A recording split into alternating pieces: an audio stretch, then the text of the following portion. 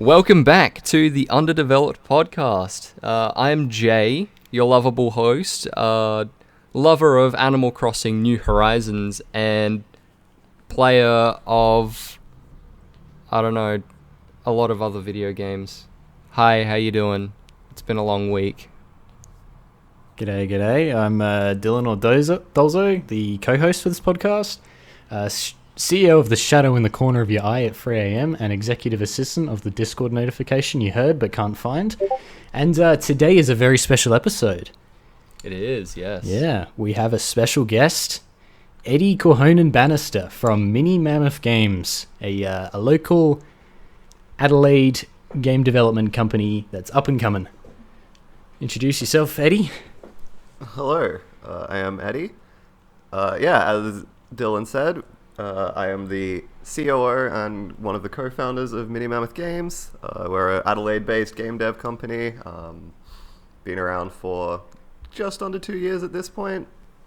We focus mainly on mobile games at the moment, but hoping to expand into larger, more serious projects in the future. I'm sure you'll learn much more about it over the coming hour or so.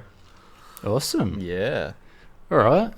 So I reckon this episode we're gonna leave the gamer news to a little bit later, and we're gonna get right into some questions for Edee here. Do you want to start us off, Jay? Sure. So, Edee. Edstar. What was... Don't ever call me that. I was waiting for you to say that. What was your first appearance into the game development community? So back in, it would have been a number of years ago now, probably 2018. I went over to Perth for 3 months and did an internship at a local indie studio over there, a company called Off-Peak Games. Don't think they exist anymore. They were developing VR games at the time, and kind of just, it was the first time in my life that I'd gotten up and gone to a job and worked 9 to 5 and gone home and been like, yeah, that was a good day. I don't hate everything. Which kind of was like, maybe I should look into this more seriously. So after that finished, I ended up going back to Adelaide and applied for AIE, which is where I met Jay and Dylan, and going through the game development course there, which was really good, and then did the third year course they offer, which is the GDML, General Diploma of Management and Learning, which is all about starting a business. And I went into that with the rest of the team from Mini Mammoth. So we ended up building our business through that, and then we've kind of just continued on after we graduated at the end of last year. Yeah. That was probably a little bit more than just the question you asked, but, there you go. Oh, no, all good. Feel free to go on tangents, because that's what this that's podcast half is of all our about. content. All right. Okay. All right. So you mentioned you did some work experience in Perth, right? Yep. Before AIE, how long had you been dealing with making games? I mean, when I was a kid, I guess going through early high school and stuff, and even primary school, I messed around with Game Maker. Okay. I don't know if you guys are young enough to have ever really experienced that, but I know it was very simple, drag and drop kind of programming logic stuff. So I messed around with that a lot growing up, and it was kind of fun, but never really thought it could actually be a career. And very traditionally, out of high school, was going into engineering and computer science because that was the closest thing I could really find at the time. But always kind of wanted to do it in the back of my mind the whole time. Fair enough. Well, just on the game maker note, I've been making games since I was 10. So that's a decade of experience. I know Game Maker. Yeah. I use Game Maker 3. Yeah. Game Maker's, you can do some pretty cool stuff with it. Yeah, Game Maker is actually pretty good. I think considering, yeah. Yeah, I know that I haven't used it, but the new Game Maker Studio does look pretty powerful and stuff. I just personally haven't used it. I was using, like you said, the really old versions, which I know I met one person in high school that could do incredible stuff with it. No idea how. but it was pretty limited, really.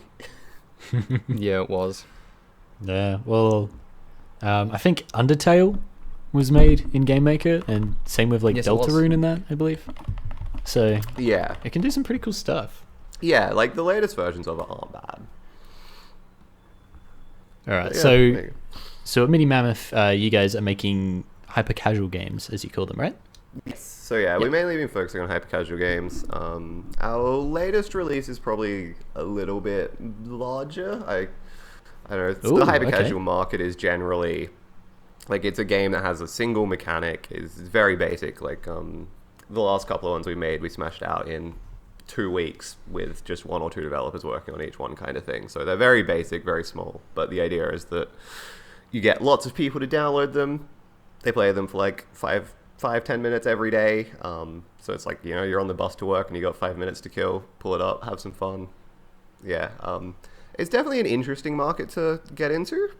Not quite what we were expecting, I guess. Like, It definitely seems like a very like just come out like market, because we've like gone are the days of like stuff like Angry Birds and that, which are designed to be played for quite a while on the like the top charts, and now it's all just like hyper casual games.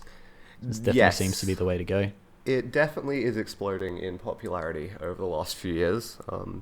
And yeah, our logic was, because we're a fairly large team, for indie at least, of 8 developers. So we can split up into smaller sub-teams, and each one works on a game, get something done quickly. We can get it out there, test it. If it tests well, polish it up, put more money into it, kind of thing. Okay. And yeah, it's working okay. I think we've got, last I checked, 15 releases on the Play Store at the moment. Wow. Okay. So No, that's yeah. awesome. That's super interesting. Like, there's not a lot of, like, you don't hear a lot of, like, I know Valve is like super into it, like just splitting up into tons of small, like sub teams to work on different games. I think that's a really cool thing to do. Definitely, you come out with more creative stuff because everyone's, you know, not just like a cog in. Another cog in the works, or whatever the expression is. Cog in the machine. That's the one. There you go. That's the one. You feel like, you know, it's more like your sort of thing, right?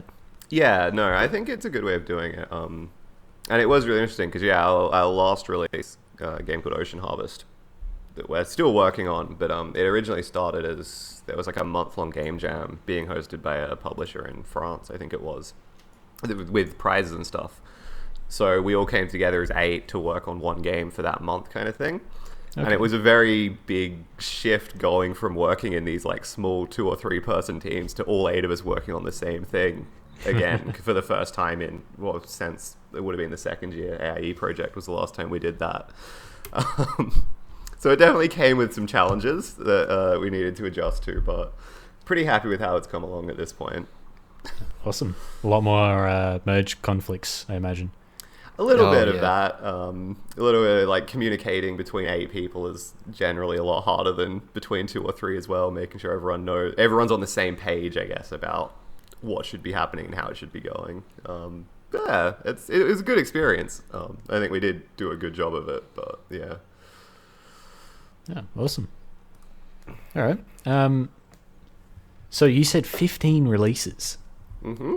Wow. Okay. That's awesome. Sorry. The number is inflated a little bit because we've started taking placement students from AIE. Okay. And we generally task them with trying to make a couple of games in the 6 weeks we have them, kind of thing. And then we put them out and test them and see how they go, to give them a taste of, you know, what it's actually like in the industry.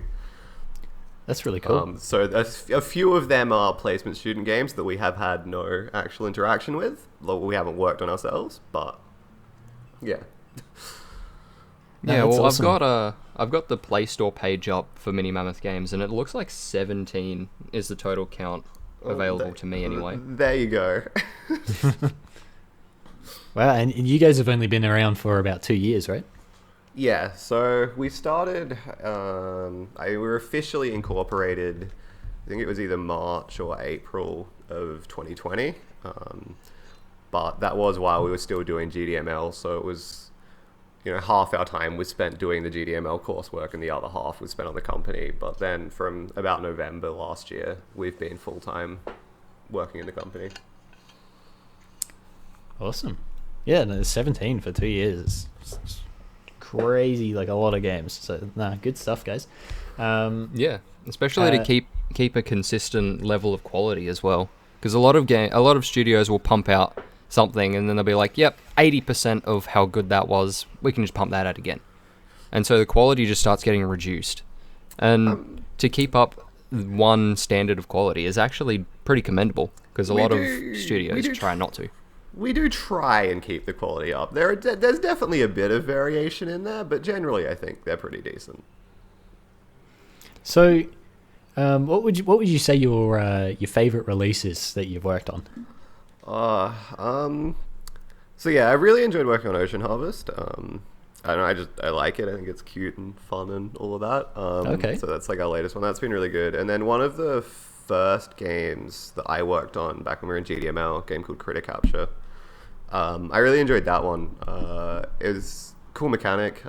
Very similar to if you ever played Pokemon Ranger on the Nintendo DS. I thought that. Yeah. Exactly. The idea is you're trying to catch these little bugs by circling around them with your finger on the phone.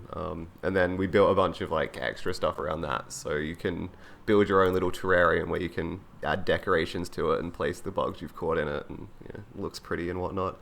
But I just really I thought the mechanics were cool, and our artist did a phenomenal job with the art, and I just think it looks adorable and fantastic. It's a very pretty game.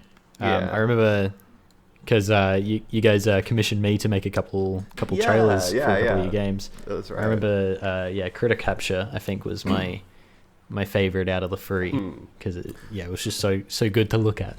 Yes. Phenomenal job by the artist on that one. And then I think we do like prototyping weeks occasionally, where basically we split up into either single person or like 2-person teams and just try and smash out a game in a week. The last one of them I made a game called Bank Run, which is very silly. You're playing as a robber running away from the police, and you got to pick up gold on the street and avoid running into things. But you're carrying like a big sack of money, and it gets bigger every time you get gold. And that was I was really proud of how much I got done in a week on that, and I think it's pretty fun. And I don't know. I was very happy with how that one turned out, especially for like how quickly it was made. So that was a good one as well. Yeah. No, definitely those sort of like those, whether it's like a jam week or if it's a couple of days, like it's nice to just like start from scratch and see what you can get done in that amount of time. Super good way to learn stuff and figure out how you've improved your skills. Definitely.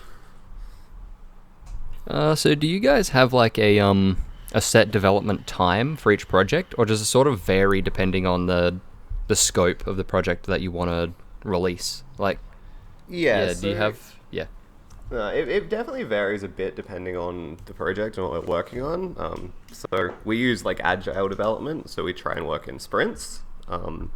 So if it is like a prototyping week, obviously that's try and get it done within a week kind of thing, and then we'll normally allocate a bit of time afterwards, because you always need a bit of time to polish and add the final touches and whatnot. But try and have like the main thing done within a week. But then like Ocean Harvest, we're coming up, I think next week we're starting a new sprint for that. That'll go for the next 4-ish weeks, I think the plan is. To fix a lot of the bugs that it currently has, because it is not the most stable game at the moment. And add some more content, update a lot of the art in it and stuff as well. So yeah, it definitely varies, but we do stick to that agile sprint based thing. Okay. And if things don't get done in time, well, tough. Basically make sure it does. You just try your best to make sure you fit everything into like a set 2, 3, 4 weeks. Yeah. And then like occasionally like the last week has been a bit less structured, I guess. Like I've been working on not actually game development all week, but doing like business related stuff. So updating a lot of documents, reaching out to people, doing all of that stuff. So, but then other people have been, because like that's part of my job as the COO as opposed to my job as a game designer. So, but then like other programs and stuff have been working on their games in the meantime and whatnot while that's been happening. Yeah. Yeah. Okay. I suppose that's one thing we probably should have asked earlier. So your role as a you're a bit of a CEO at COO, sorry. Yes. And a designer at the same time. So yes. how does that usually play out? It really depends on what's going on in the company, I guess. I also am the chief financial officer because, God, I just have so many hats to wear. Damn. But yeah, like I said, this week specifically has been very, very business related. We're really ramping up our search for investment and stuff at the moment. So there's been a lot of getting our pitches ready and making sure all of our like business documents are up to date. Because it's the start of a new month. As the CFO, I have to do all the financials from the last month and all of that kind of stuff.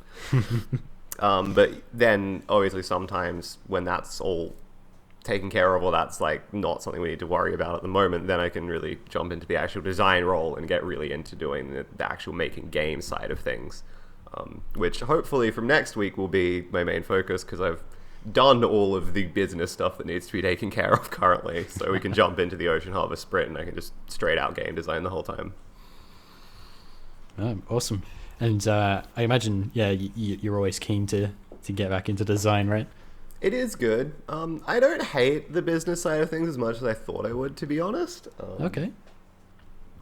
Pardon me, sorry.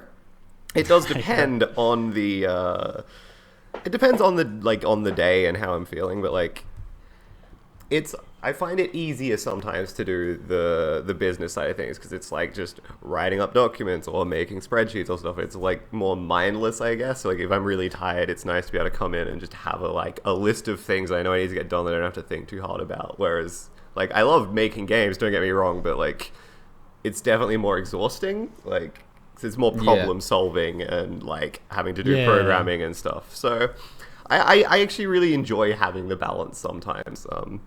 Okay. I'm definitely, after the last week, I'm ready to get back to making games now. But I do like that I have that balance in there. It's nice to go between. Yeah, exactly.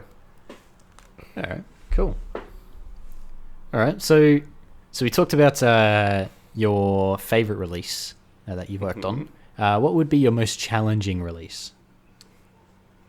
That is a tough question. Let me have a look through my phone. Actually, yeah. So probably when we first started GDML and we did 3 games originally. So it was Critter Capture, which I talked about. Bundable Rush, which is like a puzzle sorting game, and then Snackwitch, which is like a stacking game. And after we got the basic versions of them finished and released and all of that, we then went back to them later on and did like a post-release pass on them. So we added in new features, polished everything up, and just made them generally look better and work better. But because I had focused entirely on Critter Capture, then going to like Bundables or Snackwitch, especially in this regard, and trying to fix bugs and find problems in them, having never touched the code base in them before, and Snackwitch was not programmed as well as it could have been, to put it nicely. Okay. So trying to go in and work out how everything works and implement new features and interacting with code that I hadn't seen before and wasn't particularly well commented and struggling to understand is probably the most challenging part I've had. And that's carried over to a couple of other things as well.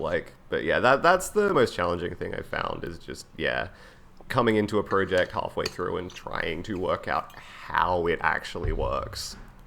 Yeah, no, I can definitely relate to that because I've done a fair bit of that myself. So it's sort of like, all right, what's going on? I need to dig into everything, figure out what's happening. Yeah. And then, there's only a certain amount that you'll ever fully understand because some will be, all programming based or...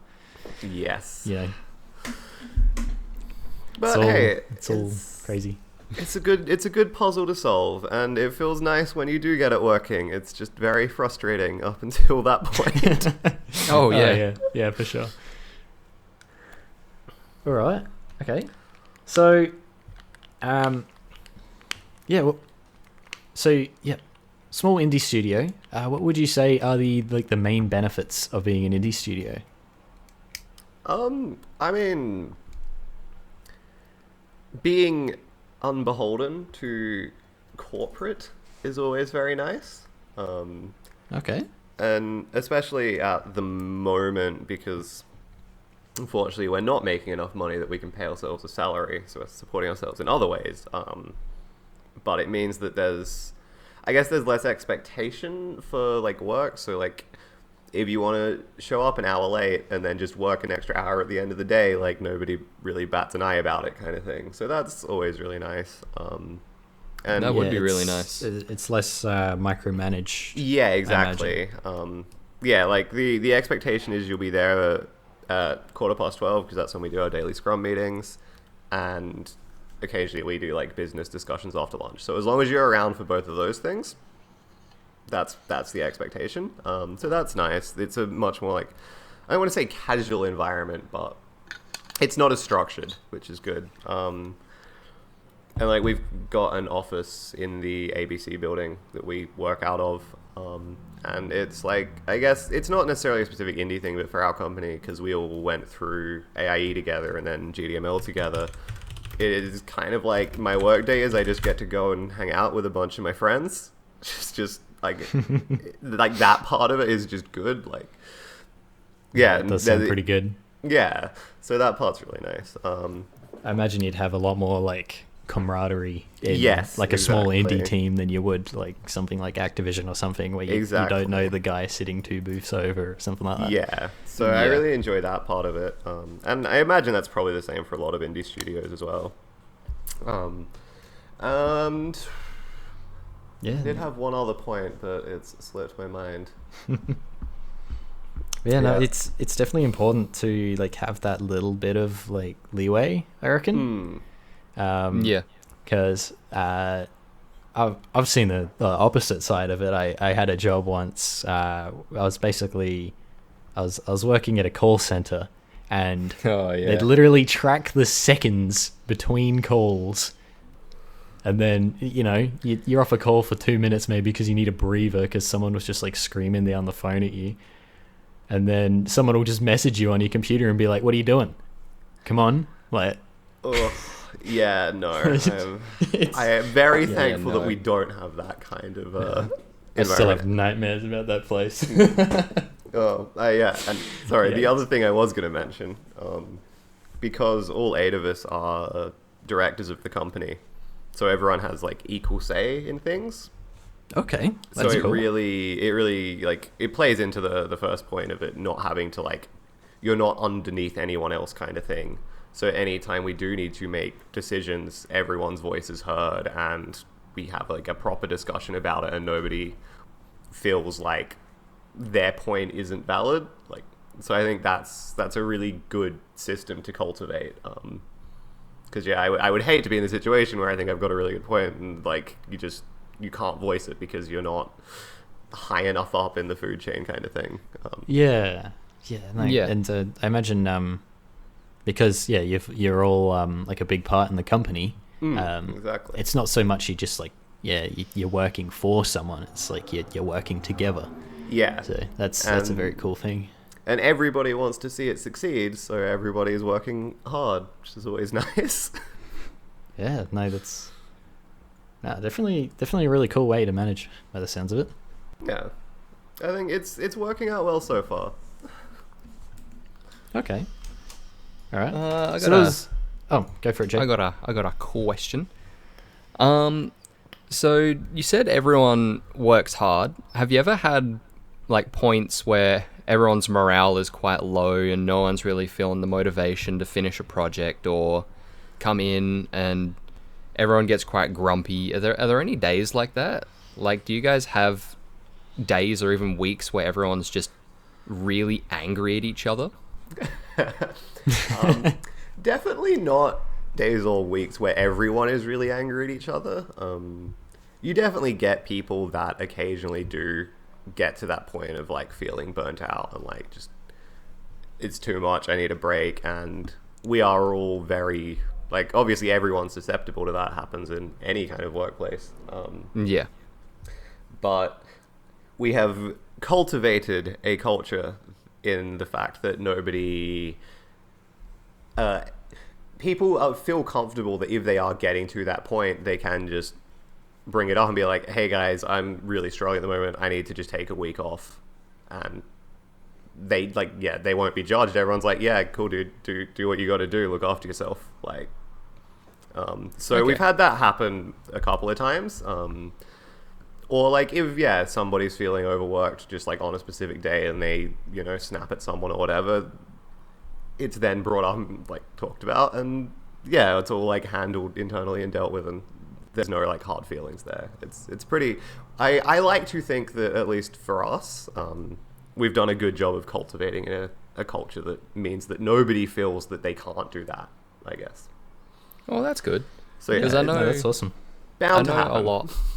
Yeah, it's definitely bound to happen. And I know in a lot of big companies like Amazon especially, there's a culture where everyone's constantly burnt out, but they just keep working and they're all grumpy at each other.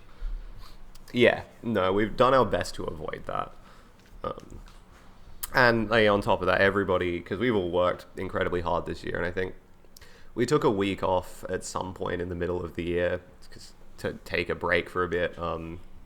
But we're getting to the end of the year and everyone's feeling a bit stressed and a bit tired and exhausted. So we're planning on taking 4 weeks off over the like Christmas, New Year period, so everyone can decompress and relax. And it's obviously not going to be a 4-week holiday completely, because there will still be business stuff that needs to be dealt with during that period. But it basically means there's no obligation to come into the office every weekday and work on things. It's more of a like, if a meeting comes up that we have to deal with, then we'll do that. But like otherwise, just chill out and have fun kind of thing. Yeah. Okay. So yeah. Yeah, that's awesome. Really good to make sure people know that they can take time off and Oh, for sure. take a breather. Otherwise, you just end up having everyone burnt out and Exactly. And that's not what we want, especially like at the moment, because we're getting to that crucial like point where hopefully the turning point where we get a bunch of money and like get our future confirmed. So want everyone firing on full cylinders as much as possible. Yeah, of course. So yeah. Speaking of that, so what do you guys have planned for the future? What are you thinking of? Oh yeah. I know you probably can't tell us like game releases or Yeah. anything NDA, but Yeah, like so in a broad like, sense. Shorter term, we have a bunch of new prototypes that we've just finishing up and should be coming out over the next couple of weeks probably. That should be good. We're doing the big sprint for Ocean Harvest coming up over the next few weeks as well, so that'll be getting a big update. So that'll be good. So that's our like short-term plan.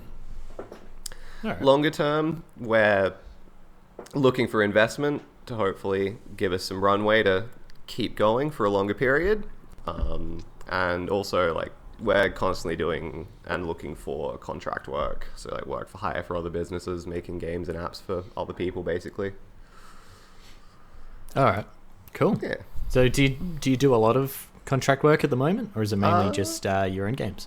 Mostly our own games. We've done a couple of contracts for various people, and we're constantly not constantly, but quite often in talks with people. But obviously, contract work is never guaranteed until everything's signed and delivered, kind of thing. But yeah, it's a good way to make money on the side, especially if we can find like actual game related things, because a lot of the contract work out there is for like making apps and stuff, which we can do, but it's not what we want to be doing. It is just we're doing this because we need the money kind of thing. Yeah, Yeah, and fair doing contract work because I've been doing contract work for quite a while now. It's probably been about a year since I've been doing just general contracts, and it's really difficult to sustain a living off of that. Like I've found that it's incredibly difficult to pay the bills with just contract work. Have you guys had any of that? Any of those challenges? I think so. When we were like planning our business, at least for this year, we went in. So we got a grant from AIE from the incubator program. Yep. To cover a lot of our like required costs, and then we have founders loaning money to the company to cover like our office rent and stuff, because it's nice and cheap as it turns out, which is good. So all of our bills and stuff are covered. So contract work is more there to basically add a buffer for when the AIE money is used up and all of that kind of thing. Yeah, when the money runs out. Yeah, exactly. When the money runs out. So at the moment, we wouldn't be able to sustain ourselves consistently off contract work. But it does help to add to that in the meantime. Like every bit counts, right? Yeah. Yeah, for sure.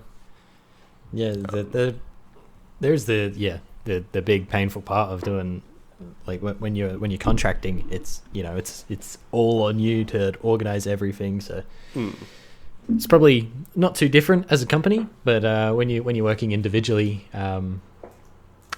it's completely different to just like working for someone else. Oh yeah, it's an interesting time. I don't dislike it, and obviously it depends on the client a lot. You get good ones and you get less good ones, but yeah, in general, it's not a bad way of doing it, and I think we've been lucky that all of the stuff we've done has been specifically game related so far, which is it's a lot easier to get people excited about it if you're like, well, you're making a game. It might not be the specific game you want to be making, but you're making a game at least. At least you can have some fun. Yeah, it's in your realm of knowledge. Exactly.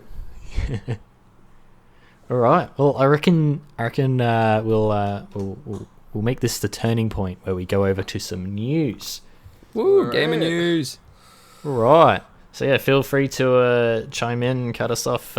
State your opinion on anything at any point. Sure thing. Yeah. All right. Take it away, Jay. All right. Here's when Forza Horizon 5 unlocks in your time zone. This was about 16 hours ago, so yeah. New Zealand. What? All of these times are exactly the same. They don't have the time zone extensions. You sure it's not like automatically adjusting to your time zone? No, because it's a picture. Oh, okay. This guy's got a picture. He's got like New Zealand, 12:01 a.m. Australia, 12:01 a.m. Maybe they've scheduled it that way to keep it simple. Unfortunately, they did not. That would be the smart option. But I was reading about this specific thing last night, and there were people saying, yeah, just change your region to Australia or New Zealand and you can play it now. Oh. Yeah. But yeah, like all of these, like United States, 12:01 a.m. Like there's no difference between New Zealand and United States. Sounds like a very uninformative picture, to be honest. Yep. All right. So, yeah. Go for it, Jay. I was gonna say, talking about Forza Horizon 5. I heard you played a little bit. You played about an hour, Eddie. Yes, I was giving it a shot today. This is very fun. I mean, if you've played any of the other Forza Horizons, it's more of the same. Just you're in Mexico this time. It looks very pretty. It controls really nicely. It's a collectathon, but with cars. So yeah, really good time. That's good. Highly recommended. It turns out, according to OpenCritic, just like review aggregator site, it is the best reviewed game to release this year so far. Oh wow! Ooh, shit! Better than Bus Simulator? No way! No way! Unsurprisingly, it is better than Bus Simulator. No way.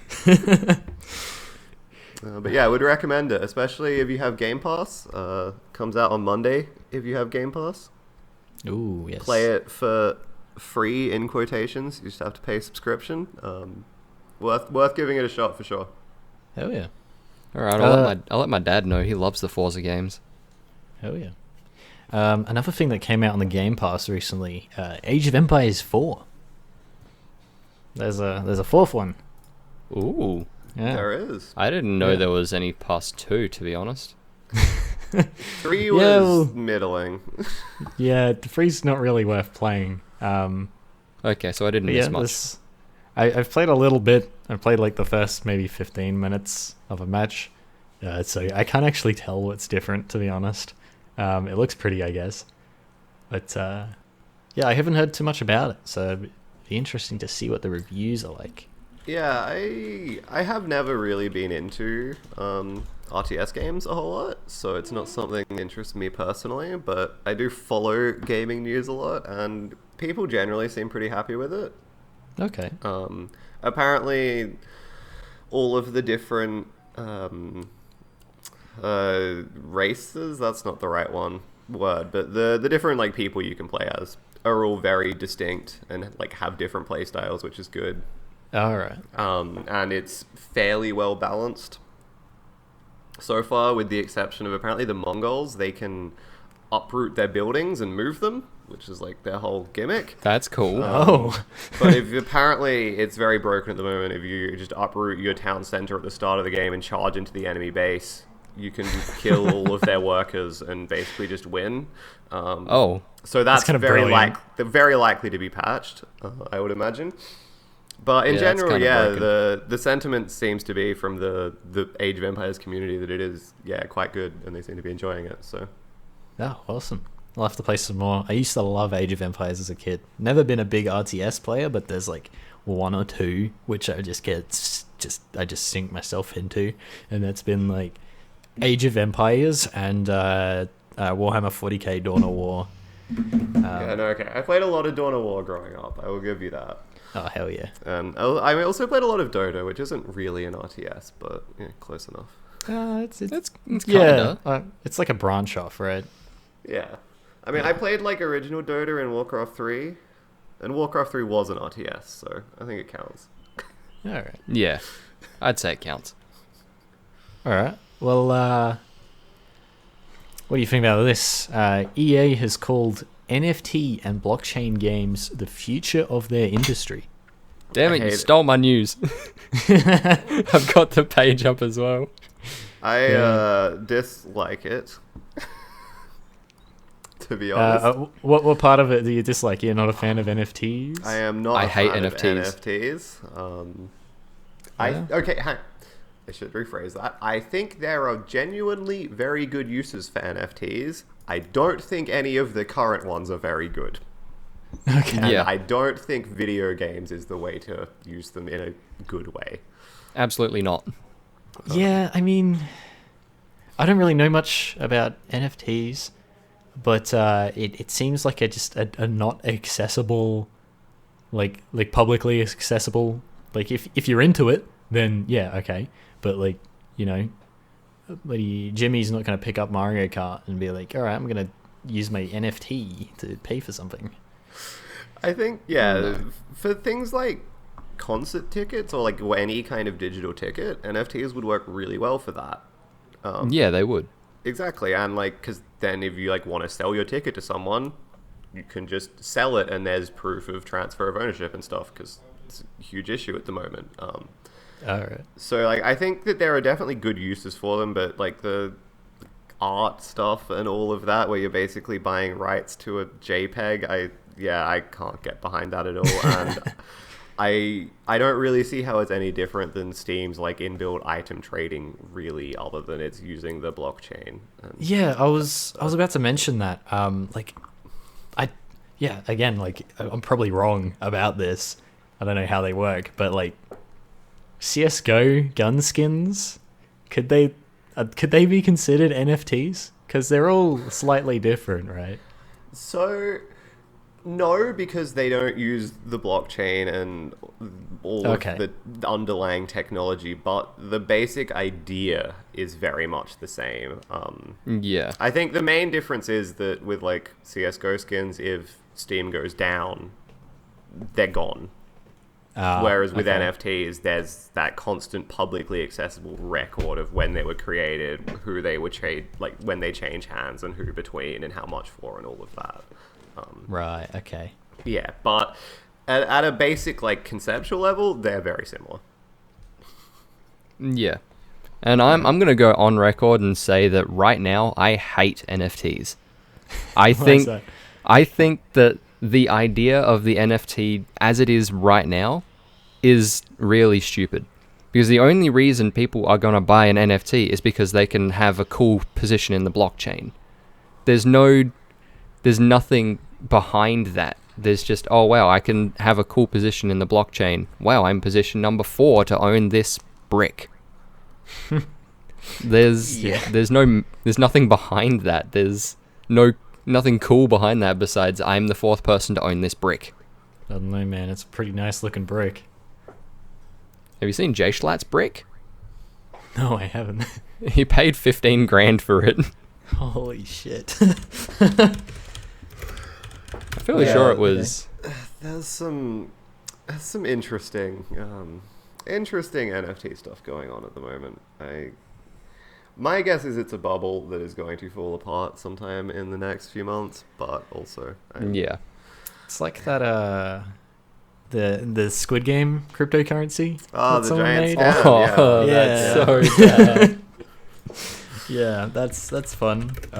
Speaking of Squid Game, there's a streamer whose name is Squid Game, and they've been streaming for years now, before Squid Game was even known, who's now losing work because, obviously you search up Squid Game and it doesn't come up with them, it comes up with the Netflix show. So, she's not too happy, which is fair enough.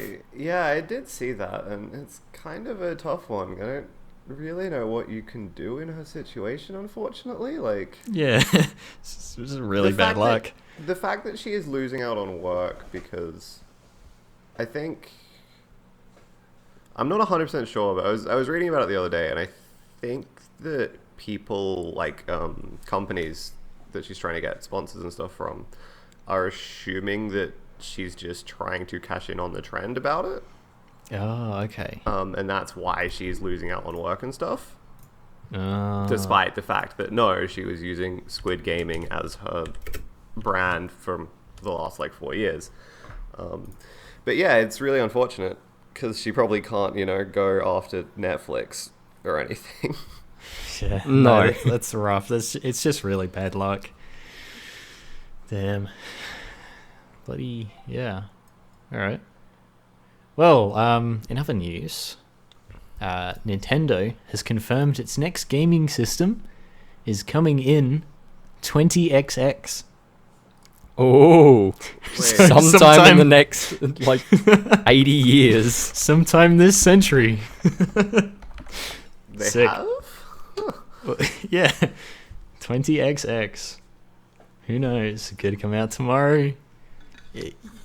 You could be gone before it comes out. Just how it be. The Switch is doing so well. Oh yeah, they'll probably I can't.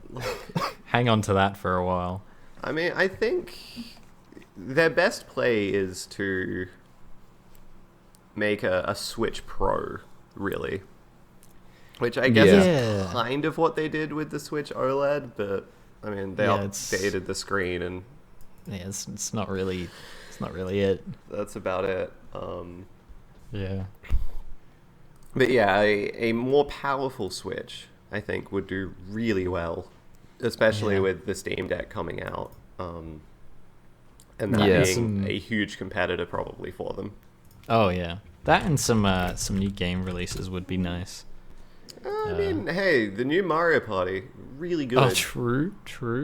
Yeah, it was very but good. I feel like the last one released it's probably ages ago now. Feels like it released last year. No, it was 2019, I think. Yeah. Oh god. I'm a bit of a It was Mario a hefty Party while ago, connoisseur, not gonna lie. Yeah. Very cool. I did play a lot of the DS one back in the day. That was my favorite. Yeah. It was great. However, I do think that Nintendo does have a big leg up on Valve with the Steam Deck and the Switch. It's because Valve refuses to sell any physical items in Australia.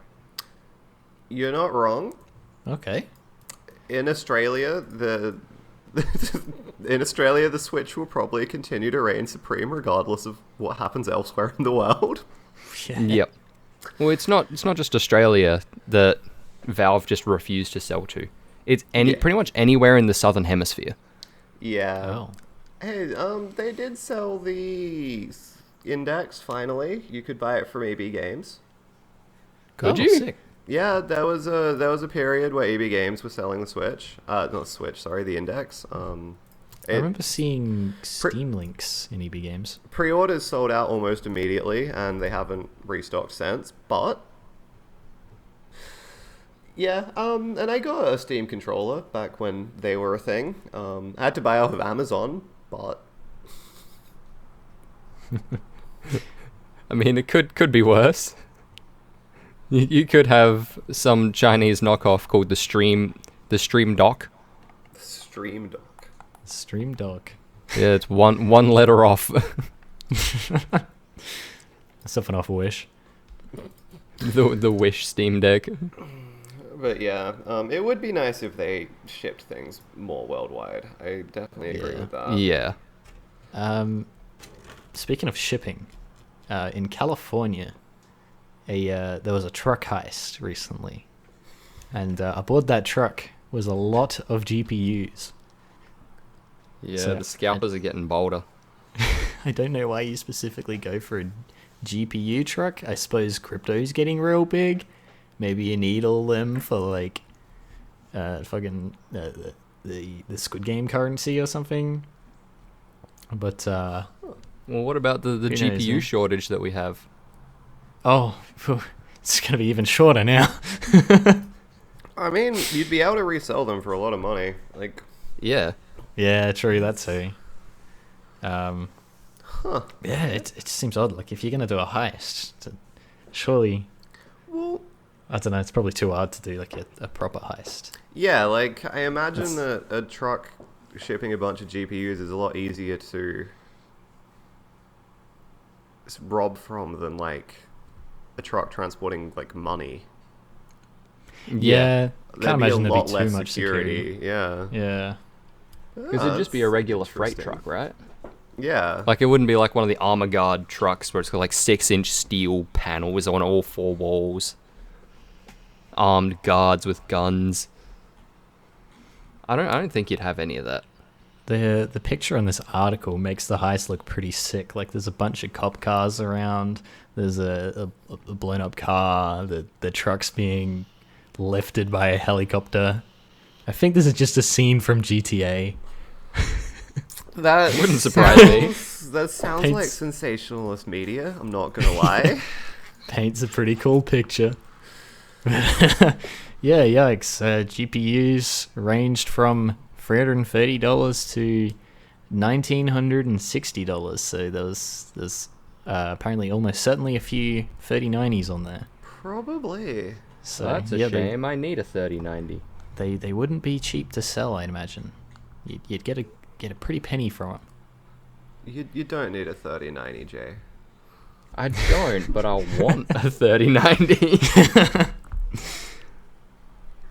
All right. Well, you got Ubisoft's gearing up for their 35th birthday with a bunch of freebies and discounts. So fire up. What's it called? Ubisoft Connect. Ubisoft Connect. Yeah, that's right. Yeah. They changed it. Fire up that for the first time in 6 months. And I mean, I definitely don't open it every day to play Trackmania. So okay. Yeah, I haven't opened it since I think Far Cry 5 was around. well, Trackmania is very good, and I would recommend it.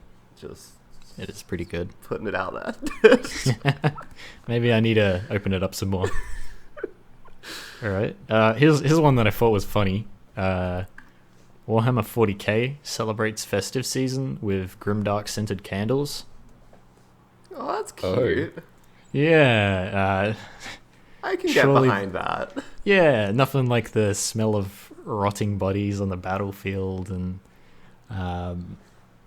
Death. I don't know, oil, death, fear. I mean, what kind of alright. flavors they got? full disclosure, I have no sense of smell, but Oh, okay. I remember that actually.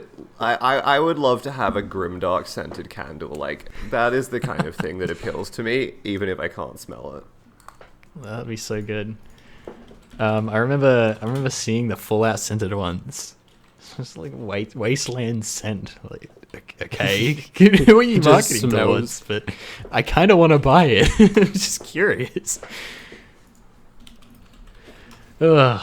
Like, Yeah. the wasteland scent just smells like decaying marshlands.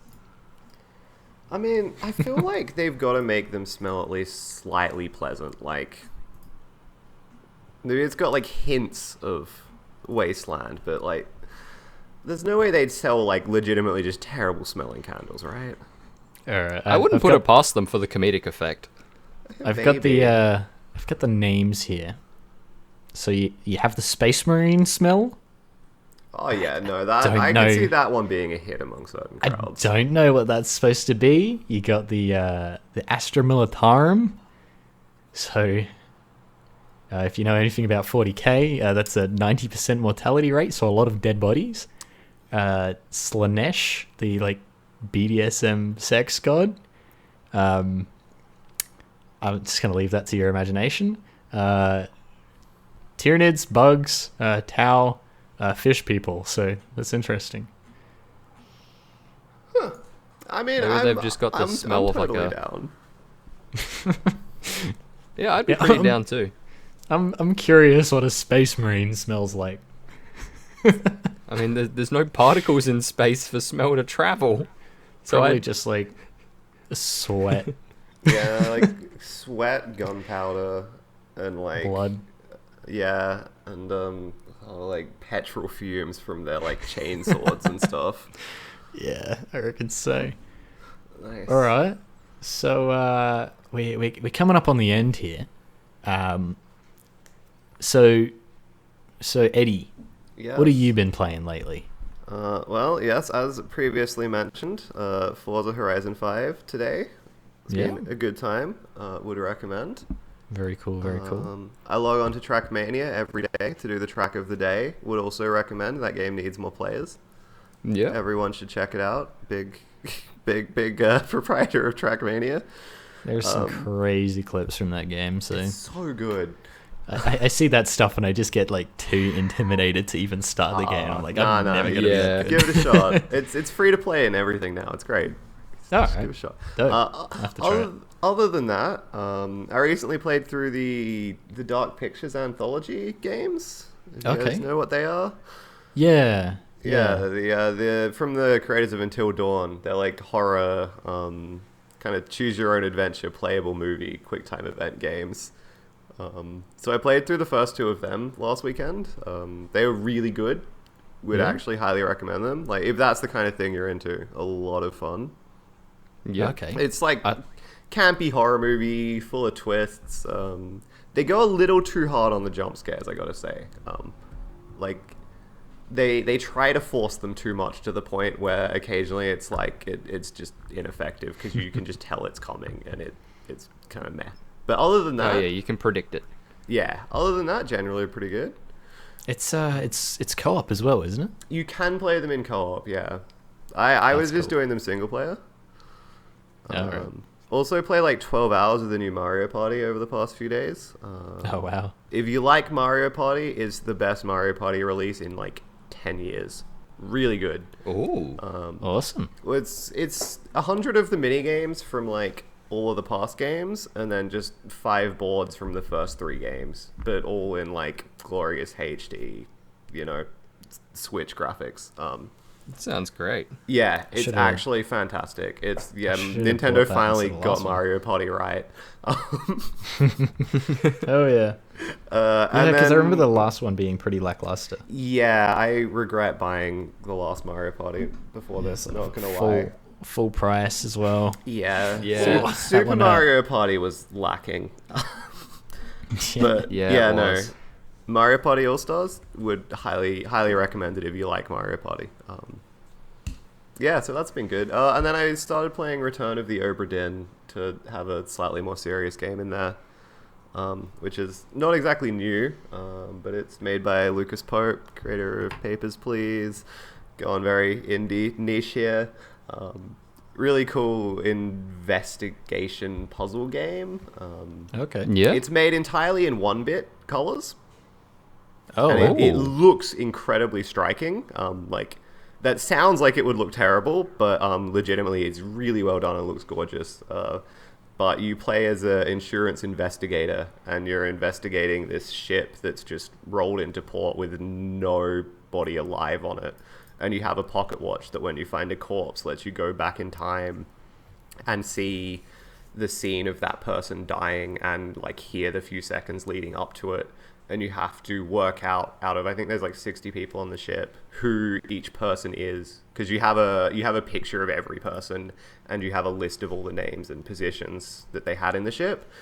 So you have to work out who each person in the picture is and how they died.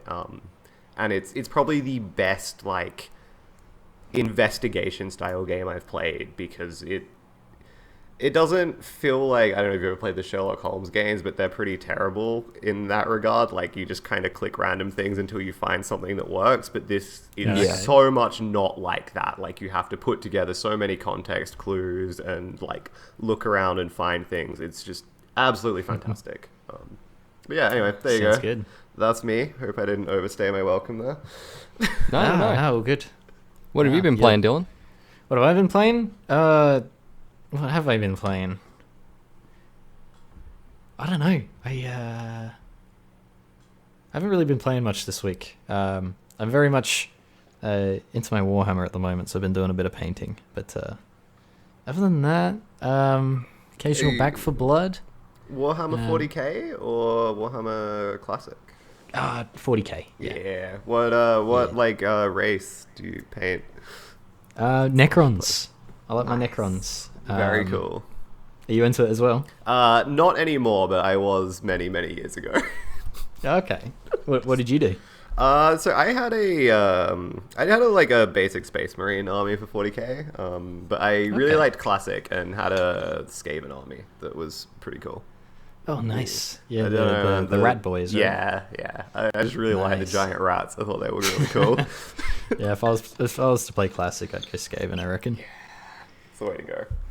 Yeah, I've pretty much finished my Necron army, and I'm going on with a bit of an Imperial soup now, so that'll be interesting. Nice. I bought myself a 3D printer because I don't like funding Games Workshop. Yeah. All right. That's fair. They're pretty anti-consumer, so they get what's coming. A little bit. But no, that's very cool. Nice. Dope. Yeah. All right. So, but before we finish up today, we have one obligatory segment that we missed. Hang on. Wait, what's Jay been playing? Oh yeah, true. What's Jay been playing? Go for it. I've been playing Crab Game. Oh, nice. It's the new Danny game. That does not surprise me in the slightest. I've been meaning to play that. It looks fun.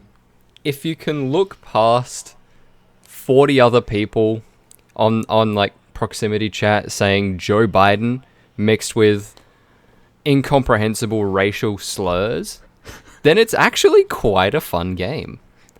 If you can just ignore that people are quite awful, Can't you just it can be fun. Just disable proximity chat?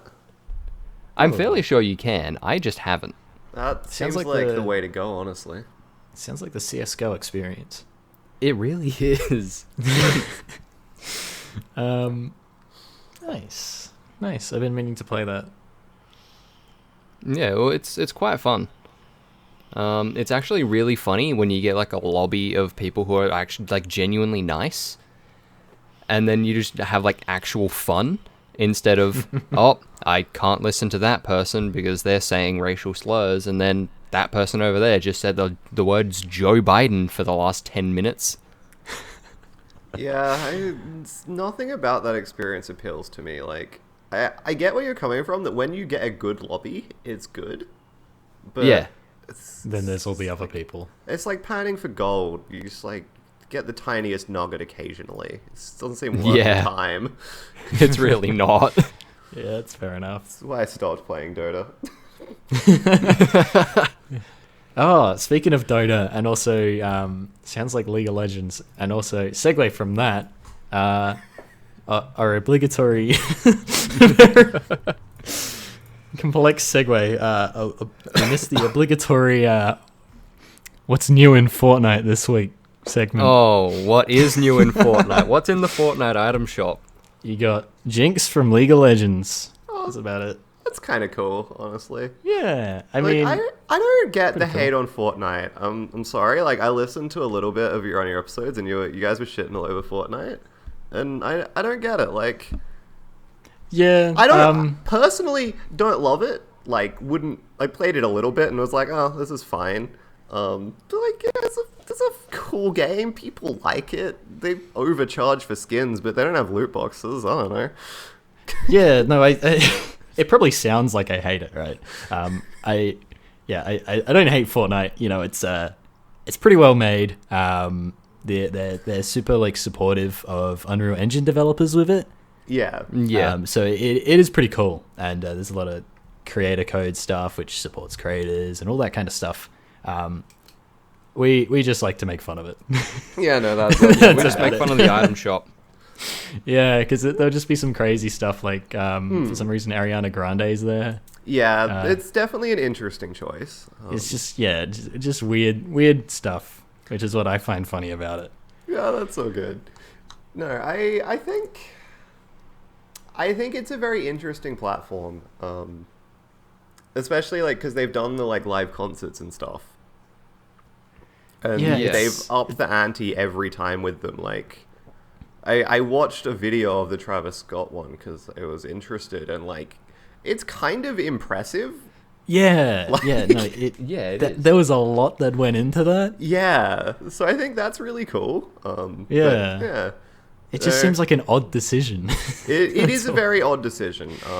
Yeah. And I guess, if you'll bear with me for 1 second, No worries, man. segueing back to gamer news, Fortnite is shutting down in China in the next 2 weeks. Oh. Which I think is very heard about cool. that. Well, not very cool, but very interesting. That is interesting, yeah. Yeah, because it really has proven to be hugely successful, but only in Western markets. Ah. All right. Yeah, and I think a lot of it comes down to Tencent in China. Because Tencent I think they own a majority stake in Epic even. Tencent owns pretty much everything. Tencent has part ownership of a lot of things. They don't have majority ownership of a lot though. But I think they have majority ownership of Epic. But it means that they had publishing rights for Fortnite in China. So they're probably the ones that are pulling the plug on it there. But they're also the developers of PUBG Mobile. Oh, yeah. And PUBG is really big in China. Exactly. Yeah. So they probably looked at it and gone, well, Fortnite's only doing okay here, and we've developed PUBG Mobile for China, so... Yeah, they're only their own competition. Exactly. Really. But yeah, I don't know. All right, I thought that was interesting, given we were talking about Fortnite.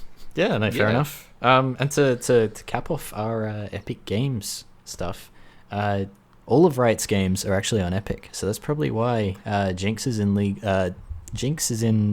what's it, Fortnite now? Yeah. So actually, yeah. No, I remember reading that earlier today, and that makes a lot of sense. Is why they would put a League skin into Fortnite. Yeah. Yeah. So you got League of Legends, Valorant. I think that was the card game, League of Legends card game. Yeah. I can't remember what it's called, but neither. Yeah, it's there. Does it? So I don't really play any of Riot's games, but I understand they have a launcher, and then you can pick from there whether you're playing League or you're playing Valorant or the card game or TFT. I think League and TFT are like in the same thing, but Valorant's like completely separate. The last time I played. Okay. And the reason why TFT's with League is because it's a League part spin-off. of League. Yeah, it's like a game mode of League. Okay. So, Yeah, no, Yeah, I wondered how it worked in the game Epic Store. Like, do you just download the launcher through the game store? Like, who knows, man? Maybe it's a bit more organized now, and it's it's all through Epic, so that'll be handy. would be nice. League's launcher It would be is nice. very, very bad from what I hear. All right. Well, we're We're 5 hitting the end. minutes over the 1 hour mark. Do you wanna whip us up with an outro, Jay? Sure. Thank you very much for watching and listening to the Underdeveloped podcast this week. Thank you so much, Edee, for joining us.